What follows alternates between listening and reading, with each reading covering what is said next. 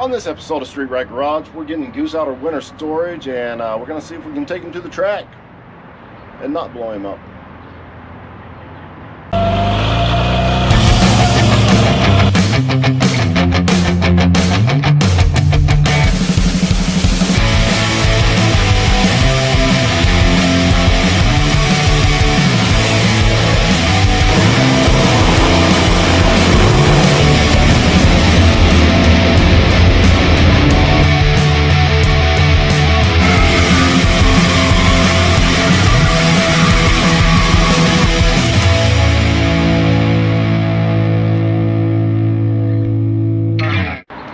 So Goose has been in winter storage all winter.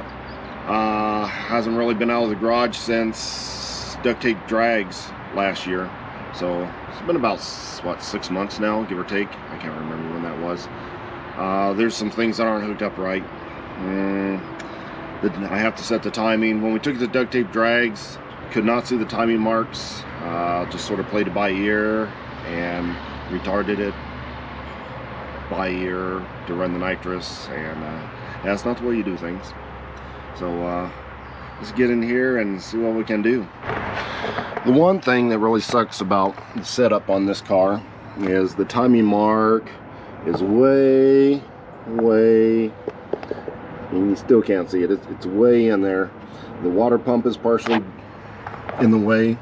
I had to remove the power steering pump because it sits right about here and you can't see anything. So that is something that's going to have to change in the future if we don't grenade this. But I just set the timing, retarded it about 6 degrees because we're running a 150 shot, so that's about 2 degrees per every 50 horsepower of boost. So it's running, I'm running 26 before top dead center. So everything still looks good in this area. The micro switch is sort of zip tied in there. I would like to fix that, but I'll have to see if I can find another screw. Well, there's a screw right there. Maybe the nut just came out, so if we can find a nut, we'll fix that up a little bit better. That failed at zip tie drags and had to do what you had to do. Zip tie drags, this duct tape drags now. Another thing I did is I installed a bottle warmer, so we got that all wired in. I tested the nitrous, and there seems to be a small leak right there at the valve, the gauge, so we're gonna have to address that as well. Besides that, everything is as it was. It'd be nice to change the oil or something on this, but yeah, that's not gonna happen, not this time around. So let's get to doing some stuff here. I'm just folding this power steering pump back on now. It has these fancy aluminum brackets and spacers, and sometimes you forget what spacer goes on which side of the water pump or the power steering, and it doesn't quite align right. So hopefully that's gonna line everything up properly and I don't throw a belt. That would be bad. Get the old belt thrown back on here.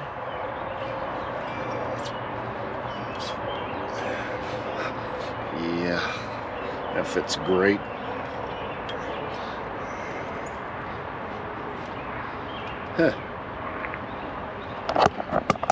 So I'm out of adjustment right there. That doesn't come any forward any further, so looks like I'm gonna have to do that old thing where you bump it over a little bit, but that looks mostly straight. I'll get that on there real quick. I pumped it back on there, but I don't know, that just does not look straight. It's V'ing off a little bit, so I must have got one of those spacers off. Do it again. Okay, back on again. It still doesn't look right to me, but I don't know. This looks tilted just a hair. Maybe I should spacer that another time. I don't know. Well, good enough. So we got that straightened out. I went and disconnected the bottle and tightened up the fitting. There's still a small leak, but it's nominal. I mean, it hasn't lost but a couple pounds there in the last 15 minutes or so, so that should be good enough. Just keep the bottle turned off. Wiring's good there. Switches are wired. Oh, the tack. So yeah, I messed up the tack. I accidentally wired the negative to positive, so, but it's still good. It still works. Got that straightened out. The micro switch. Gotta try to find out what I can do with this micro switch. And zip tied, so it's not in the right position, so it could be coming on early, which we don't want, because bad things will happen. Okay, I'll see if I can fix that. So I found the nut I was looking for. It was laying on the intake way down in there. Fun fact, this is a magnet. This is an aluminum nut, apparently. Stainless. And yeah, a little bit hard. Burnt my finger trying to get it out of the intake because yeah, it's hot. Doesn't stick to a magnet. Fun. Okay, micro switch is done. Tighten back up where it belongs. If you don't know what a micro switch does, it's a nitrous. When you arm your nitrous, this is what activates it. At wide open throttle, here, let's put you in here. Wide open throttle, this arm comes up, hits this switch, which sticks. Oh, well, it sticks. Freaking A. That's not good. Yeah, see, it shouldn't stick down like that. That means the nitrous isn't turning off. Lovely. So, anyway, I'll fix that. This arm comes up, activates the nitrous, and you hold on to your stuff. Huh. That is messed up. Okay, we might have to take that off and grind it down just a hair. But yeah, activates the nitrous. Now something else to fix. Alright, just hit the old switch with the grinder. No more stickage. That could have been just awful. Things would have went boom. Okay. Double check everything. Everything. Always double check everything, especially when you're fooling with nitrous. This is why people blow up their cars. And this is why nitrous gets a bad name. Because sometimes you make dumb mistakes. Yeah. Yeah, everything looks pretty good. I think we should. Belts are tight, yeah. Overflow tank, yeah. Relays. Everything seems to be in order. So, let's try to take this to the track and drive it there. Hopefully we can drive it back. On the way to the track, everything seems to be running good. My only concerns are temperature, which it is a cool day. Last time out in Arizona, it was getting a little hot in the staging lanes. So probably gonna have to put a better fan shroud on it. It just has one of those cheapy Chinese fans without the shroud around it, really. Losing a lot of cooling power by not having that there. So we'll see how it goes this time. Hopefully everything goes well and we don't have to walk home. See you at the track.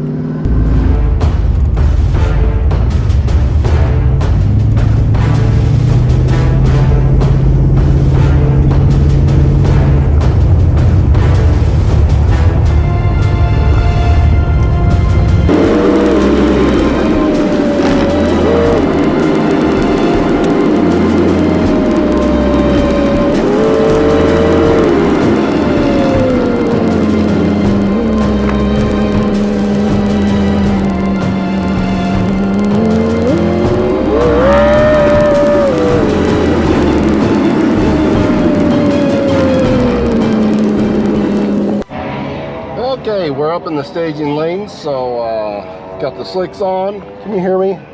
I can barely hear me. So I'll turn the other camera on and hopefully it don't blow up.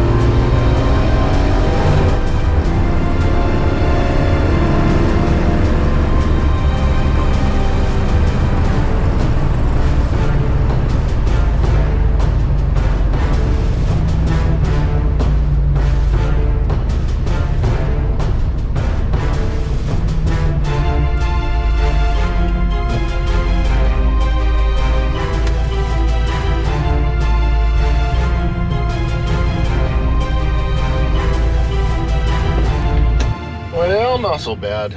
Ran a 13.0 at 102 miles an hour. Backfired at a high RPM for whatever reason. I don't know, maybe it's leaning out some. I need to put in an air-fuel ratio gauge so I can keep an eye on that. But how do you keep an eye on that while you're going down the track? That might be a little difficult. A data logger?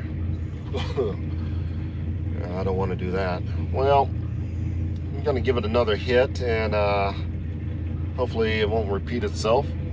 If it does, then we're probably gonna be done for the night. Don't want to blow it up before the Cleetus and Cars event. Yeah, let's run it down the track one more time. I'm hoping for a high 12.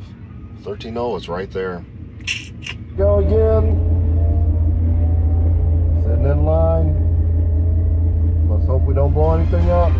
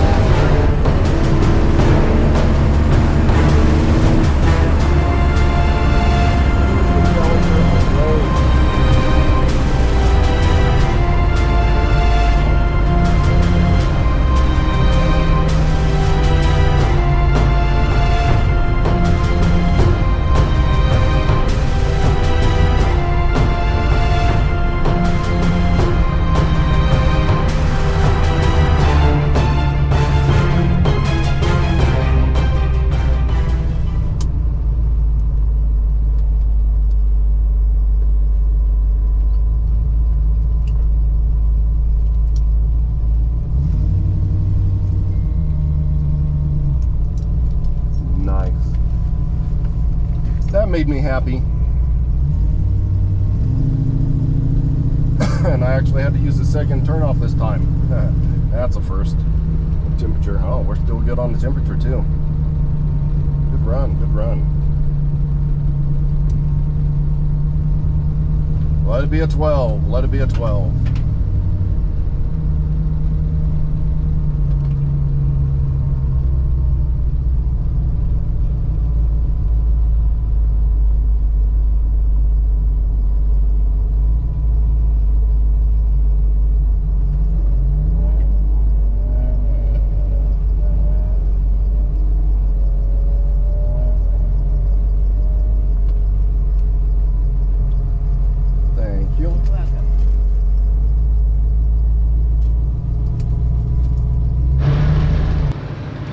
Well, old Goose did pretty good for himself. Ran a 12.7, a 12.74 at 107 miles an hour.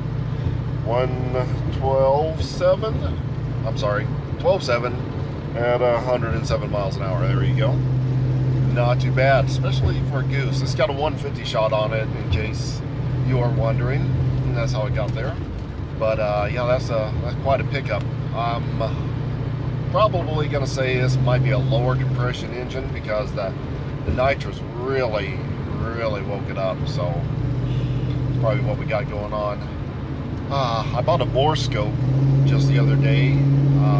I know nothing about this engine, so I think we'll try to ram the bore scope down the cylinders and see what kind of pistons this has in it. The engine has been rebuilt. I mean, that's obvious. You can see new gaskets, new paint everywhere, new parts. So how they rebuilt it is a mystery. I mean, you can hear at low idle that it does have a bit of a cam in it, nothing too radical. But yeah, it did really good. So 12.7, man, that's I'm good with that. There's some more in it. I think it could do a 12.5, but only made 2 passes at the track today, and I'm headed out because started to get a little cough while I was at the track, and starting to get a little warm. So just in case, don't want to make anybody sick, so I opted to leave early. So I'm not going to hang around in case, you know. But anyway, if you're sick in any form, you should leave anyway, no matter what you think you might have. But I'm gonna go back home and chill out for a while, and later we'll get the bore scope out. Another episode, we'll try to investigate and see what old Goose has to say about himself. So again, all in all, not a bad night for just coming out of hibernation. Fixing a couple little things, setting the timing properly, that probably helped a lot, and hitting the track. Not bad at all. So until next time.